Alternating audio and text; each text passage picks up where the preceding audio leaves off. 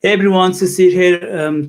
It's Friday, 4 p.m. GMT, and this is that you guys and we have this conversation time. So today, I'm going to talk about the relation between the cash flow and inventory. It's one of the things that keeps coming up when I speak to e-commerce retail businesses, and we call it retail or e-tail, or that's what they like to call themselves. And today, we're going to talk about the relation between cash flow and inventory, and how it affects your business and what it is, and how do you manage that, and how do you improve that so that you maximize the sales, you maximize your income from the business. And I'm going to go in detail to talk about this, and at the end of the session, then, and if you have any question on this, then I'm more than happy to answer them, and keep dropping the questions to the chat. And so who do we have here today? So just say your name and who we are and who you're tuning in from. I'd love to know, and come and say hi.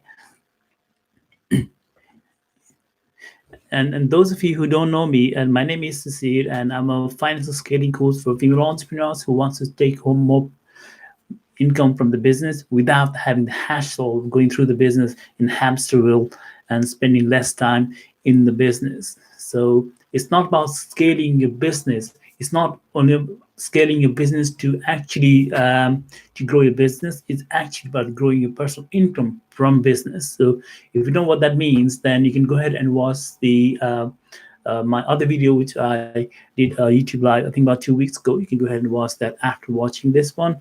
So anyway, so today, so let's go to the. So we have Aish. Okay, hi Aish, and you have Dibs, and hi guys, and thanks for tuning in today. And if you got friends, and to invite them as well, and if they are selling e-commerce and selling products online, and do invite them as well, I'm sure that they'll get some value from being here. And so look, one of the things that I come across very often as a overlooked thing, or a misunderstood myth, misconception with when it comes to buying and selling inventory, is that the business owners, they go for sales maximization. So you know what it means. It just they just want to make more sales from selling these products.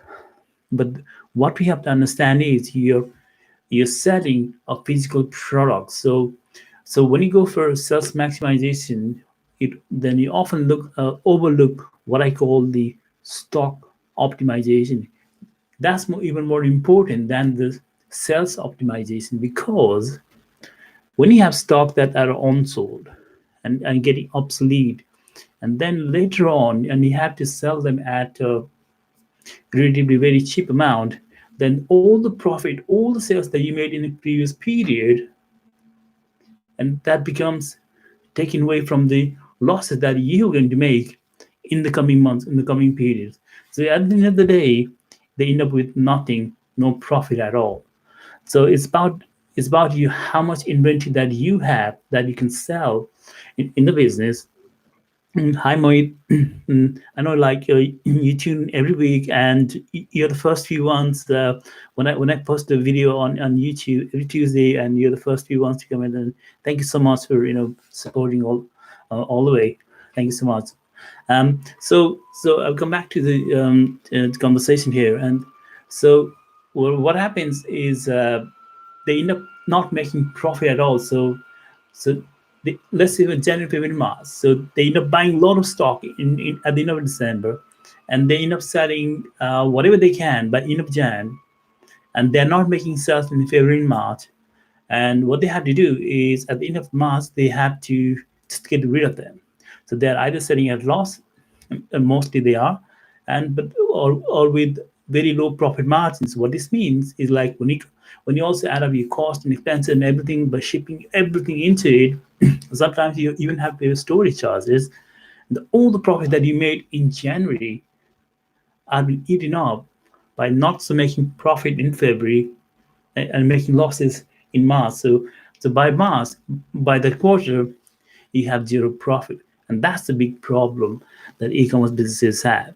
So it's not about the revenue or the sales maximization, it's about inventory optimization. That's what you should go for. And I'm going to go deep dive into this because I'm doing a masterclass with Zoho platform on Monday at 4 p.m. GMT. And I'll put a link in the description below. And when I finish this live stream, and I'm going to go into detail and on how it works with the stories and strategies, and I'm going to how to use that, what you can do, and what action that you can take straight away right now to improve those areas in your business. So that's all I want to share with you today. And if you do have any questions here, and please drop in comment below, and I'll more than happy to answer. And and then what I'd like to next is then I'll put a link in the description below, and I'll love to see you on Monday in the masterclass where I'm going to go deep dive into. I'm going to share the strategies, stories, and mistakes that some of my friends have made that before I met them. I'm going to talk about a friend of mine um, who I met like 2 years ago. Now become really good friends, and he had a £4 million e-commerce business that took him like 5 years. I think 4 to 5 years to scale from £0 to £4 million. But then it only took him less than 6 months to lose his business once and for all. So what are the lessons that can be learned from him? And you can hear the stories like what would he differently right now, that if he knew something, those things that I'm going to talk about that you can walk away with. And people talk about like to growing a business and going from 5 figure to 6 figure and 6 figure to 7 figures. But hey, everyone talks about that, but let's talk about how do you deconstruct 7 figure business model so that you walk away like what are the parts that needs to happen in your business to make it happen, because that's what it matters, the growing your business. That's what you don't know and can't see are the two biggest killers of the business. That happened with one of my friends, and I don't want this to happen to you. So if you like um, to have grasp at this concept that I'm going to share with you in detail with stories, then I invite you to a masterclass that I'm doing with Zoho platform, and they've invited me to deliver masterclass to their audience.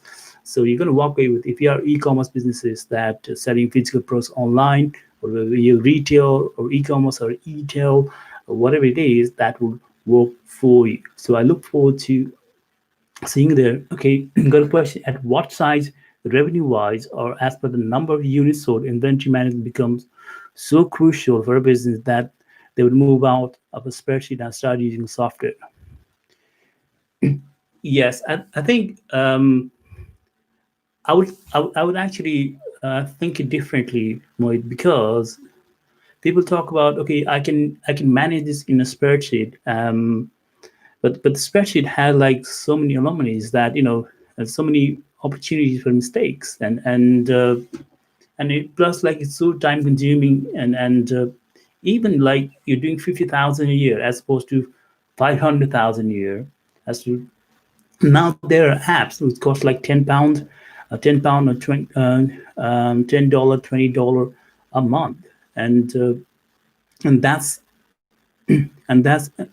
someone's an hourly wage. So you can save that hour just by investing in that software. And I understand if it was like 10 years ago that we didn't have that many softwares in the market, we didn't have that many capabilities, and the internet was growing, and now we have softwares like pretty much for everything. And I would say like yes, I have some clients who are doing £5 million of business.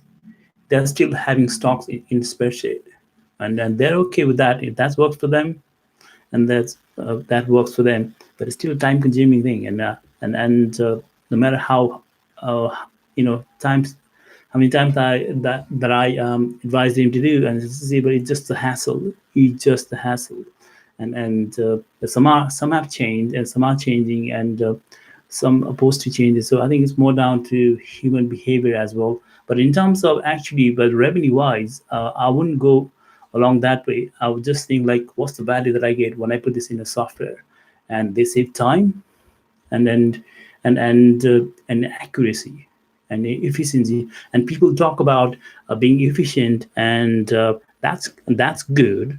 But I more talk about accuracy. That's even more important. And then that's what I come across is the average entrepreneur. They talk about, oh, you have systems and process in place to become effective and efficient. And I talk about uh, being a being a more than average entrepreneur. You talk about accuracy. That's even more important. When you reach that level, they'll understand, and the systems within the right system and integrate it in the right way, that will definitely help them to achieve that.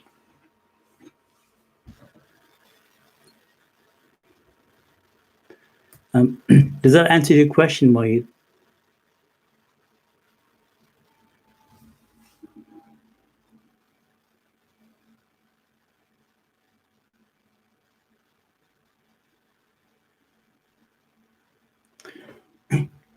Okay, awesome, awesome. Right, so there we have it, guys, um, and that's it for today. And I wanted to share that about the masterclass that I'm doing in much detail on Monday, and I would love to see you that in an hour masterclass. And there is there's only something that I can share with you here today, and but but on Monday I'm going to share in more detail with all the strategy and everything, and share stories and all that. So I look forward to seeing you on Monday, and please say to your friends who are e-commerce businesses and selling products online, and give a shout out to them. I'm sure that they'll get massive value from being uh, in the masterclass. And well, thank you guys for tuning in, and I would love to see you every Friday at 4 p.m. GMT. This is where we, getting together and we talk about one thing, one pain, one specific problem, one specific solution. We just take action and move forward in business much faster. So love you guys, and I'll see you next week on Friday at 4 p.m. GMT here on the channel. Bye for now.